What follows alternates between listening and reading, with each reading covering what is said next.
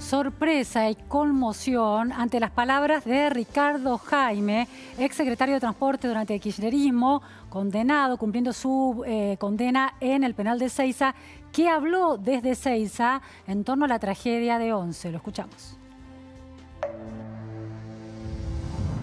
Que quedó demostrado posterior en los dos juicios de que no fue una tragedia, sino fue un crimen cometido por una persona que hoy está cumpliendo con una condena menor, pero que están impunes quienes son los actores ideológicos de esa tragedia. ¿Qué pasó para vos en Once, Ricardo? Yo no tengo ninguna duda que ese tren lo mandaron a chocar.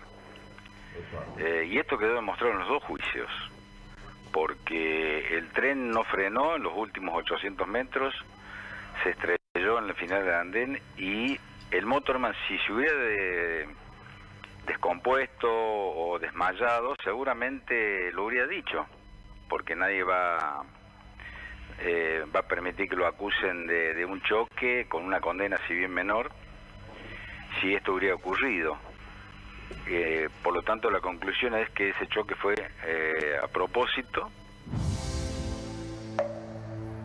Bueno, allí está Jaime hablando de un crimen de autores materiales y autores intelectuales. Estamos con nuestro móvil, con Jerónimo Mura, para tratar este tema. Muy buenas tardes, Jerónimo.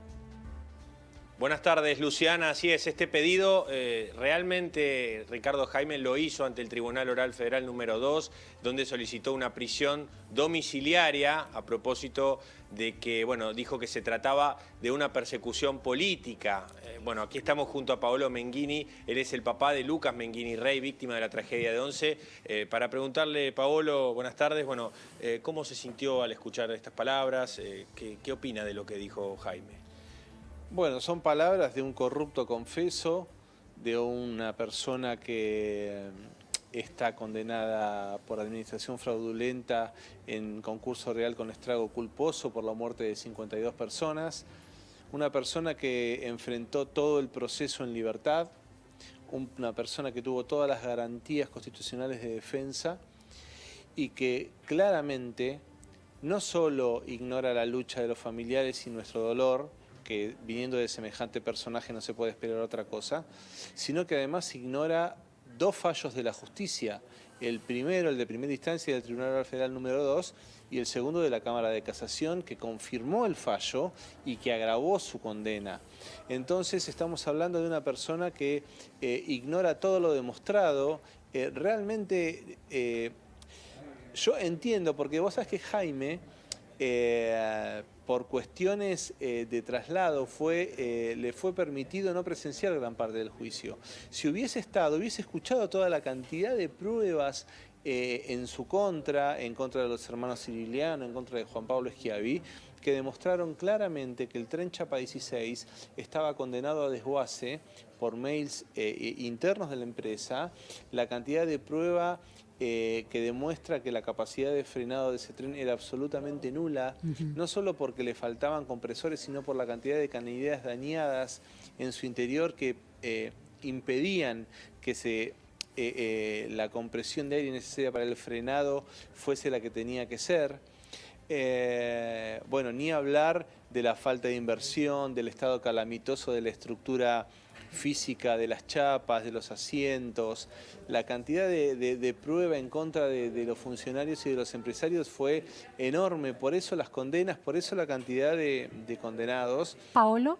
Y por eso la resolución de la Cámara de Casación. Entonces, escuchar a este personaje decir eso, bueno, realmente no, es insostenible, porque ni siquiera él en el juicio lo dijo. Paolo, muy buenas tardes. Luciana Vázquez lo saluda. Muchas gracias por recibirnos. Hola, ¿cómo estás? Muy bien, Paolo, para ser como muy claros, Jaime sostiene, bueno, se autodefine como preso político y como una persecución política, y dice que en esas declaraciones que él ni siquiera era el secretario de Transporte en el momento en que sucede la tragedia de Once, como argumento para, bueno, sostener esa afirmación de persecución política. ¿Cuál es su análisis sobre ese hecho puntualmente?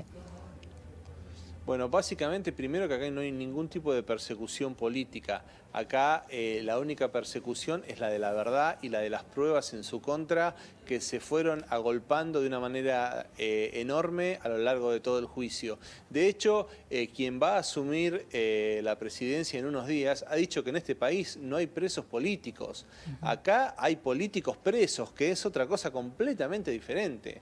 Entonces, realmente esta situación que se plantea alrededor de lo que dice Ricardo Jaime, como les decía, realmente es muy ofensiva contra toda la justicia en general. Claramente no hay prueba que sostenga una afirmación absolutamente temeraria, y todos los recursos que Ricardo Jaime ha presentado han sido denegados, inclusive los recursos extraordinarios. Acá no hubo persecución política, acá lo único que los persiguió fue la verdad y la contundencia de las pruebas en su contra. Entonces, que él no haya sido secretario de Transporte al momento de la tragedia hizo que en una primera instancia fuera absuelto por el estrago. ¿Qué pasa? Se demuestra con los recursos posteriores al fallo de parte de nuestros abogados que el desastre tiene fecha 22 de febrero de 2012, pero que las circunstancias que lo generaron son muy anteriores y empiezan con la gestión de Ricardo Jaime, cuando permite, por ejemplo, que los hermanos Sirigliano lo coimeen, comprándole un barco de $1 millón y que hoy es parte de la flota de la prefectura naval, y permite que se hagan humo más de 2.800 millones de pesos en subsidios a lo largo de toda la gestión de Jaime y de Schiavi. Claro, está clarísima la respuesta. Paolo, ¿por qué cree usted que en este preciso momento Ricardo Jaime decidió lanzar esta afirmación? Mire, por suerte, para mí, no puedo entrar en una mente tan enferma como la de Ricardo Jaime. Yo quiero creer que quienes se suscriben al mismo proyecto político que Ricardo Jaime deberían rechazar de plano que semejante personaje haga tales afirmaciones. Yo no sé si lo hace por oportunismo, si lo hace por desesperación, si lo hace por ver si se abre alguna ventanita en la justicia. La verdad no lo sé y tampoco me interesa.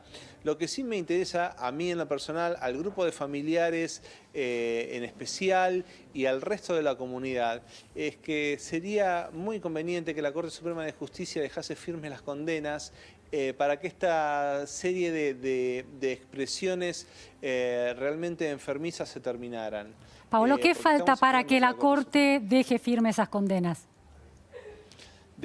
Nos gustaría saberlo. En estas instancias la Corte no tiene plazos y bueno, realmente cada día que pasa, y se lo digo de corazón, cada día que pasa nosotros nos despertamos esperando que ese momento llegue, pero la Corte no tiene plazos.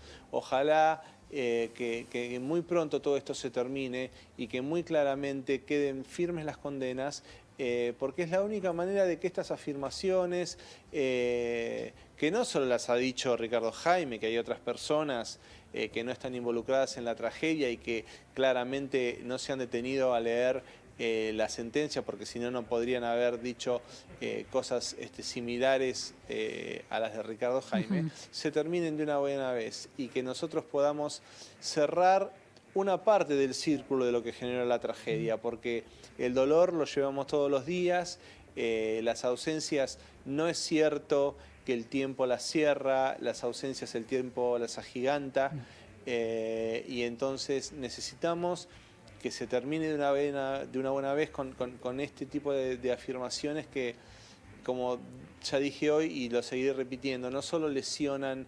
la memoria de nuestros familiares, sino que lesionan algo tan importante para un país como es la justicia. Pablo, la última pregunta. ¿Se han intentado o intentarán ponerse en contacto con las nuevas autoridades, con el presidente a punto de asumir, Alberto Fernández, o la vicepresidenta Cristina Fernández de Kirchner? No, nosotros con ellos no tenemos nada que hablar.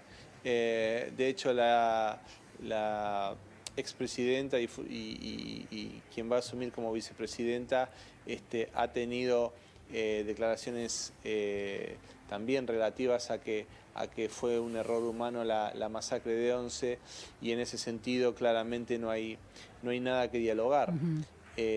Nosotros la única respuesta que esperamos es la de la justicia. Siempre lo hicimos y lo seguiremos haciendo hasta que ese día llegue.